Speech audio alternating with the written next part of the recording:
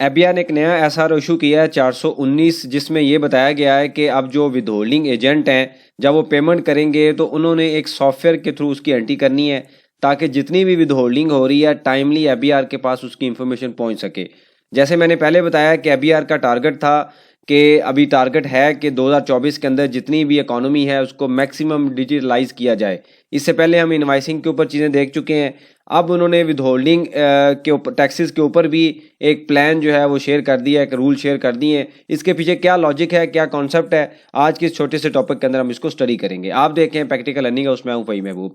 वापस आते हैं टॉपिक के ऊपर। तो ये आपके सामने एक डॉक्यूमेंट है 419 जिसको इशू किया गया है।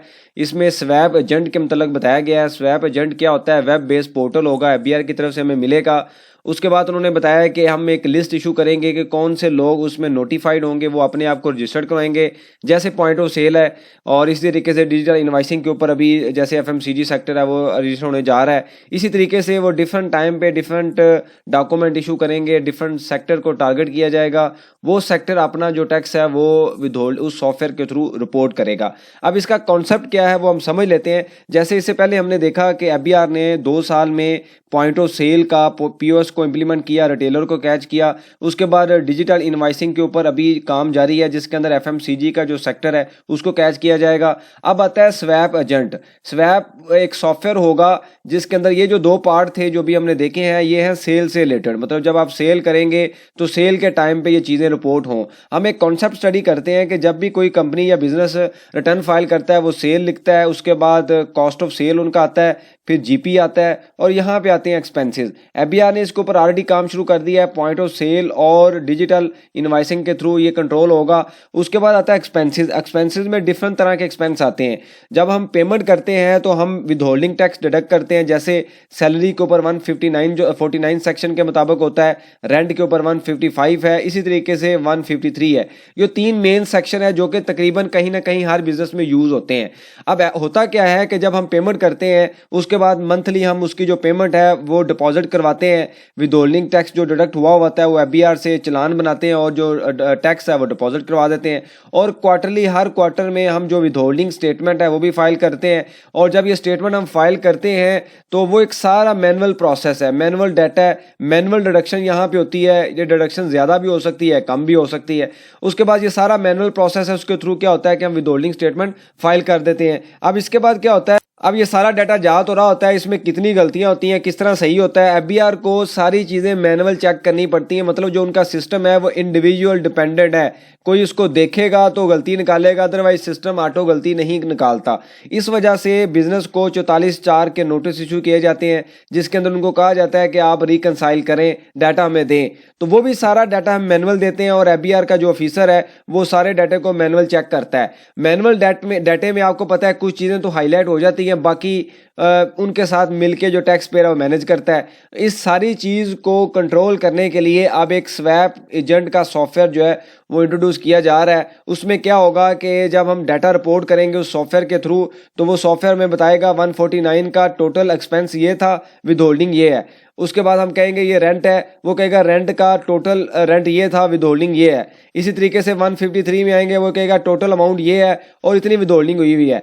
तो फर्दर 153 में जाए तो हमें बताएगा कि इसमें एडवर्टीजमेंट के ऊपर ये विदहोल्डिंग थी, अगर कंपनी के पास कोई कैरेज है तो ये हो रही है, आईटी के ऊपर ये हो रही है और अदर एक्सपेंसेस या अदर सर्विसेज के ऊपर ये विदहोल्डिंग है। तो वो इस सारे डाटे को बाद में मेजर करेंगे, मैनेज करेंगे, वैल्यूएट करेंगे जो हम टैक्स रिटर्न में डाटा रिपोर्ट कर रहे हैं।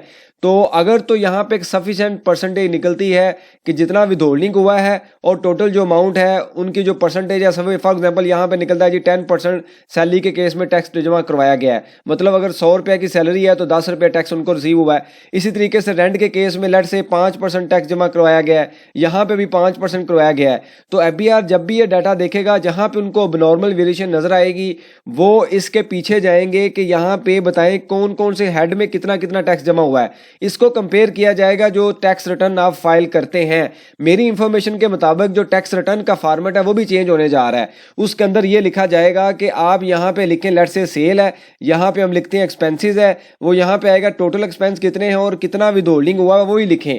तो यहाँ पे परसेंटेज ऑफ विदहोल्डिंग भी आ रही होगी। मतलब ये है कि ये जो सिस्टम है इसको एफिशिएंट या इसकी इतनी एफिशिएंसी इंप्रूव की जा रही है कि ये सेल्फ एक्सप्लेनेटरी हो, चीज़ें सारी हमें उनको पता चले, इसकी बेस पे नोटिस को इशू किया जाए और हमें उनको पता चलता जाए कि इंडस्ट्री ट्रेंड क्या है, कितने परसेंट किस किस हेड में कितने टैक्सेस जमा होते हैं और उसकी कलेक्शन के लिए इंडिविजुअल टारगेट किए जाए। फॉर एग्जांपल सैलरी के केस में किसी कंपनी की सैलरी ज़्यादा टैक्स कम आ रहा है तो वो स्पेसिफिक उस सैलरी के ऊपर पूछा जाएगा कि भाई आपकी सैलरी की डिटेल हमें दें।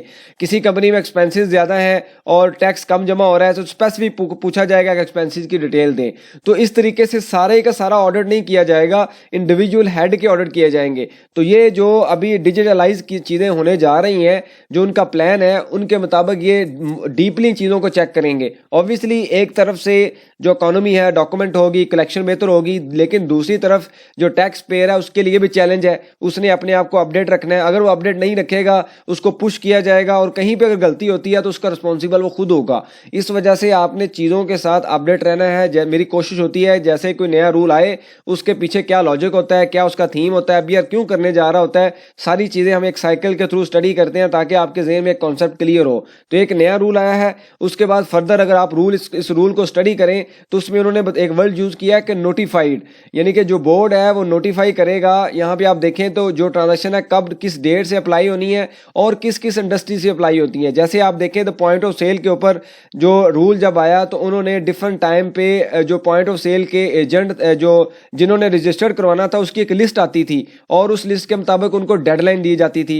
इसी तरीके से स्वैप एजेंट के ऊपर उन्होंने ये कहा है कि जी हम एक तो डेट बताएंगे किस डेट से इंप्लीमेंट होगा, दूसरा उन्होंने ये बता दिया है कि हम एक साथ लिस्ट भी देंगे जो कि स्वैप एजेंट जो वहाँ पे रजिस्टर्ड होगा। मतलब ये नहीं है कि अगर 1 2 3 4 5 कंपनीज आ रही हैं तो सब में एक ही बार होगा, वो बता देंगे कि पहले ये होगी फिर उसके बाद ये होगी। तो आस्ता आस्ता ये बड़े जो मैन्युफैक्चरर हैं उससे नीचे डिस्ट्रीब्यूटर पे आएगी, डिस्ट्रीब्यूटर से सब डिस्ट्रीब्यूटर पे आएगी, फिर रिटेलर पे आएगी।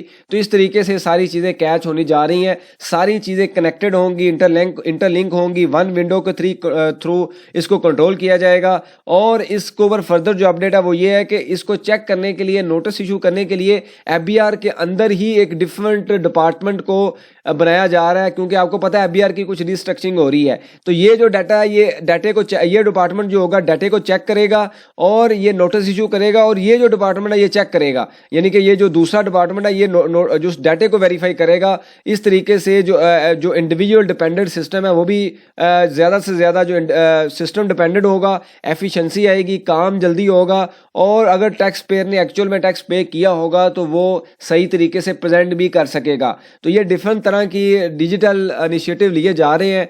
तो टाइम टू टाइम इससे आप अपडेट रहें। जब भी इसके ऊपर नई अपडेट्स लेटेस्ट कोई डॉक्यूमेंट आएगा तो आपको लाजमी इन्फॉर्म किया जाएगा। कॉन्सेप्ट को आप जहन में रखें कि ये इस साल में काफ़ी चीज़ें जो है वो ऑटोमेशन पे डिजिटलाइज होने जा रही हैं। इससे रेलिवेंट कोई सजेशन हो, क्वेश्चन हो, आप मेंशन कीजिए, इसके ऊपर डिस्कशन करेंगे ताकि जो लर्निंग का प्रोसेस है कंटिन्यू रहे। थैंक यू वेरी मच, जज़ाकल्लाह।